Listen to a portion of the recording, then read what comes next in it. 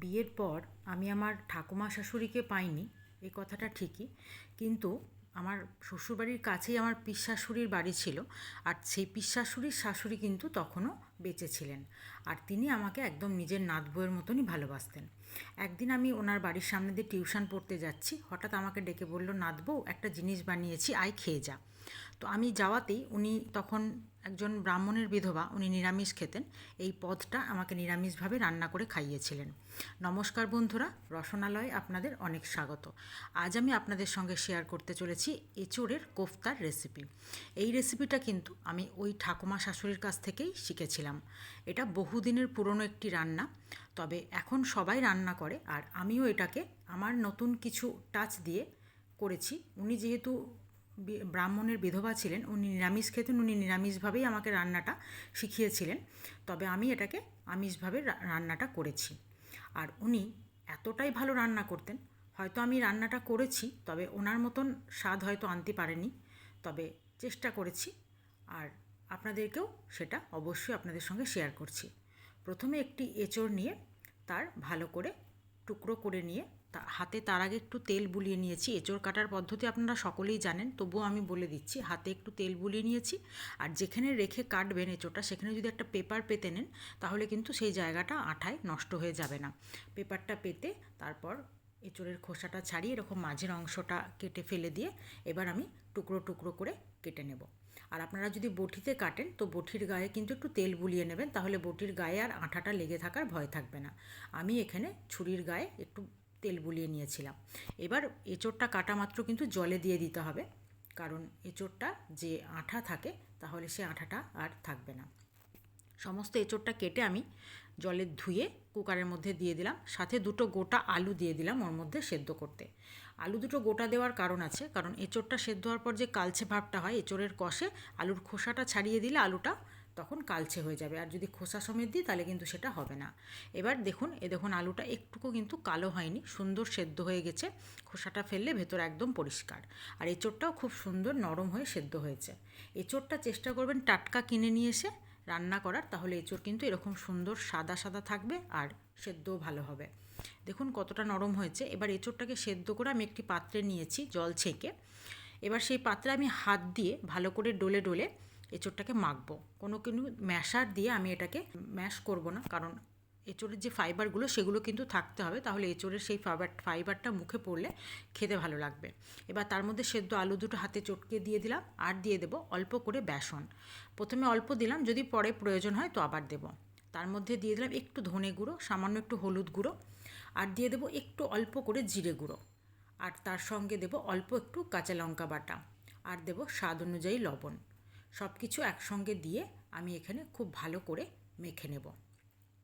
মাখাটাও আমি খুব আস্তে আস্তে করব, হালকা হাতে। আর বেসনটা চেষ্টা করবেন কম দেওয়ার, যদি একান্তই নরম না হয় তাহলে বেসনটা বেশি দিলে কিন্তু এঁচোড়ের কোপ্তাগুলো শক্ত হয়ে যাবে, খেতে ভালো লাগবে না।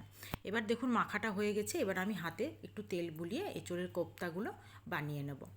নতুন বন্ধুদেরকে আমার চ্যানেলে স্বাগত জানিয়ে, পুরনো বন্ধুরা যারা আমার সঙ্গে আছেন, আমার ভিডিও নিয়মিত দেখছেন, তাদেরকে অনেক ধন্যবাদ। যে সকল বন্ধুরা এখনও আমার চ্যানেলটি সাবস্ক্রাইব করেননি, তারা প্লিজ চ্যানেলটি সাবস্ক্রাইব করে পাশে থাকা বেল আইকনটি প্রেস করে দেবেন, নতুন নতুন ভিডিওর নোটিফিকেশান পেয়ে যাবেন। আর যে সকল বন্ধুরা ফেসবুক পেজ থেকে আমার ভিডিওটি দেখছেন, তারা অবশ্যই আমার পেজটি ফলো করে দেবেন। এবার আমি কোপ্তাগুলো বানিয়ে তার মাঝে একটা আঙুল দিয়ে টিপে ফুটো করে একটা করে কিশমিশ তার মধ্যে ভরে দেব। আমার ঠাকুমা শাশুড়ি কিন্তু এইভাবেই আমাকে বলেছিলেন বানানোর কথা। এবার আমি এখানে পেঁয়াজ দিয়ে দিলাম 3টে মিডিয়াম সাইজের, আর দিয়ে দেবো কয়েক টুকরো আদা আর কিছুটা রসুন। আপনারা যদি নিরামিষভাবে বানাতে চান, অবশ্যই পেঁয়াজ আর রসুনটা বাদ দিয়ে এখানে শুধু আদা পেস্ট করলেই হবে। আমি কিন্তু এটা পেঁয়াজ রসুন দিয়ে বানিয়েছি, যদিও প্রথমেই বলেছি আমি ঠাকুমা শাশুড়ির কাছ থেকে কিন্তু নিরামিষভাবেই শিখেছিলাম। এবার এখানে কিছুটা কাজু নিয়েছি, কাজুটাও একটু মিক্সির জারে দিয়ে পেস্ট করে নেব। দুটো জায়গায় দুটো পেস্ট আমি রেডি করে নিয়েছি। এবার আমার এখানে কোপ্তাগুলো বানানো হয়ে গেছে। কড়াইয়ে তেল দিয়ে আমি এটাকে সিমে আঁচে, আগে তেলটাকে গরম করে নিয়ে তারপর কিন্তু আস্তে আস্তে কম আঁচে ভাজতে হবে। আর খুব সাবধানে ভাজবেন যেন ভেঙে না যায়, কারণ এঁচোড়ের কোপ্তাগুলো খুব সুন্দর নরম হয়। এবার ঠিক এরকম লালচে করে আমি কোপ্তাগুলোকে ভেজে তুলে নেব। সমস্ত কোপ্তাগুলো কিন্তু আমার ভেজে রেডি। এদিকে পেঁয়াজ আদা রসুনের পেস্টও হয়ে গেছে। আমি ওই তেলের মধ্যে অল্প একটু তেল কমিয়ে নিলাম, অনেকটা তেল ছিল, তার মধ্যে জিরে, তেজপাতা, শুকনো লঙ্কা ফোড়ন দিয়ে দিয়েছি। তার মধ্যে এবার দিয়ে দেবো পেঁয়াজ আদা রসুনের পেস্টটা। এই রান্নাটা কিন্তু নিরামিষও অসম্ভব ভালো লাগে, কারণ আমি প্রথম যখন খেয়েছিলাম নিরামিষভাবেই খেয়েছিলাম। আর তারপর আমার নিজে থেকে এই পেঁয়াজ আদা রসুন দিয়ে এই রান্নাটা করা। অবশ্যই আপনারা দুইভাবেই রান্নাটা করতে পারেন।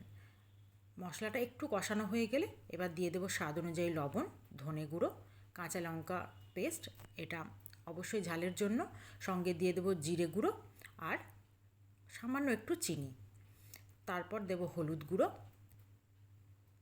সব কিছু একসঙ্গে দিয়ে খুব ভালো করে মশলাটাকে কষিয়ে নেব। আমার অবশ্যই কিন্তু আমার ডেসক্রিপশন বক্সে আপনারা সব কিছুর পরিমাপ আপনারা পেয়ে যাবেন, আপনারা চাইলে অবশ্যই দেখে নিতে পারেন। এবার টমেটো পেস্টের সঙ্গে এখানে আমি 1 চামচ কাশ্মীরি লঙ্কা গুঁড়ো দিয়ে মিশিয়ে নিয়ে কষানো মশলাটার মধ্যে দিয়ে দিয়েছি। এবার খুব ভালো করে টমেটো পেস্টটা ওর সঙ্গে কষিয়ে নেব। আস্তে আস্তে কষিয়ে নিতে হবে। ঠিক যখন এইরকম বেশ ভালোভাবে কষানো হয়ে যাবে, তখন আমি এখানে যে কাজু পেস্ট করে রেখেছি সেটাও অল্প জল দিয়ে দিয়ে দেব। সব একসঙ্গে এবার ভালো করে মিশিয়ে নেব। আর ঠিক এই সময়তেই আপনারা যতটা ঝোলের প্রয়োজন ততটা কিন্তু এই সময় জলটা দিয়ে দিতে হবে। আমি এখানে মিক্সির জার ধুয়ে অল্প করে জল দিলাম। আর কোফতাতে কিন্তু অনেকটাই ঝোলটা টেনে নেয়, তাই চেষ্টা করবেন যখনই রান্না করবেন একটু ঝোলটা প্রয়োজনের থেকে একটু বেশি রাখতে, কারণ পরে কিন্তু কোফতাগুলো সমস্ত ঝোল টেনে একদম শুকনো হয়ে যাবে। এবার আমি কোফতাগুলো দিয়ে তার মধ্যে একটু ফুটে উঠলে দিয়ে দেবো 1 চামচ গরম মশলা পাউডার। তারপর খুব ভালো করে মিশিয়ে এবার আমি একটু ঢাকা দিয়ে রেস্টে রাখবো। আর এই সময় খুব হালকা হাতে নাড়বেন, কারণ কোফতাগুলো দেওয়ার পর কিন্তু বেশি ফোটানোর দরকার নেই, এতটাই নরম হয় কোফতাগুলো, বেশি ফোটালে ভেঙে যাবে। আপনাদের আজকে আমার এই এঁচোড়ের কোফতার রেসিপি কেমন লাগলো অবশ্যই কিন্তু কমেন্ট করে জানাবেন। আর এইভাবে একবার বাড়িতে এঁচোড়ের কোফতা রান্না করে দেখুন, আশা করি আপনার সাথে আপনার বাড়ির সকলের খুবই ভালো লাগবে।